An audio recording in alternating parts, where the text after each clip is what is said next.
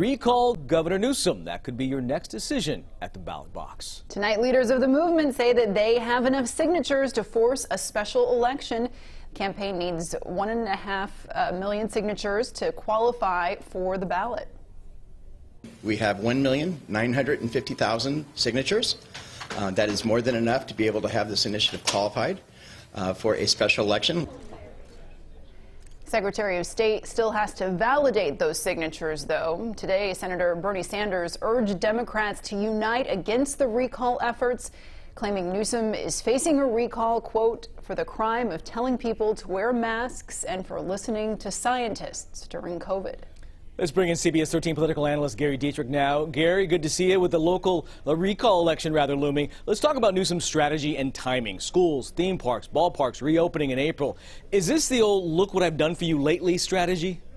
Well, certainly those who are in support of the recall do believe that a lot of the recent actions have been bluster, particularly because they've now got their 2 million signatures. You know, that's going to be certified and qualified. Even the Newsom people believe we are going to have a recall election. So timing is everything, Tony. And really, the crystal ball we have to look into is when the recall election actually happens, and most of us believe it's going to be around the end of December, beginning of fall, what is the state going to look like then? What are schools, businesses, the rest going to look like? That's what we don't know. Certainly for voters, and when they go to those ballot boxes, those questions are going to be foremost on their minds.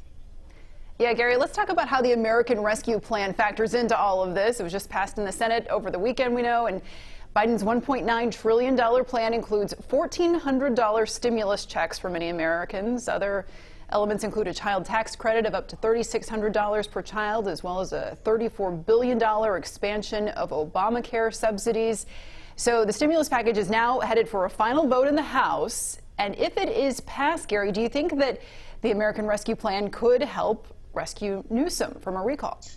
Yeah, Elizabeth, that's a great question. It also, by the way, includes a lot of funding for state and local government. That means a lot of counties in California and the state itself stand to gain substantially. Now, those funds could be used again to help people feel better about where they're at. Really, the recall was centered around COVID and all the impacts related to COVID. So certainly if 4 to 6 months from now, people are feeling a lot better about all of those, you know, it stands to reason that Newsom will gain for that. But the challenge in recall elections is you don't have the same kind of electorate you do in a general election or even a midterm election. It's a much smaller turnout typically, and those voters, it's going to wait to be seen. Are they motivated to get rid of Newsom or not?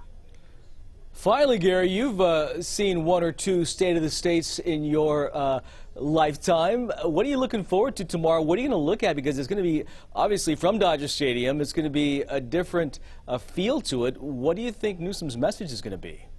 Yeah, these, of course, always are held in the state assembly chambers with legislators and folks in the media. I've been to many of these in attendance. But right now, the focus is clearly on COVID relief. I looked up his budget message as well on the governor's website, Tony, and it's really all just a solid litany of what the governor said he has done and is going to do about COVID. So that will certainly be job one tomorrow, and all the funding related to that, that's going to be the governor's pitch is, hey, we've been through tough times, but in the words of a phrase out of that, light is at the end of the tunnel. We'll wait to see, you know, what he actually promises and whether Californians believe it.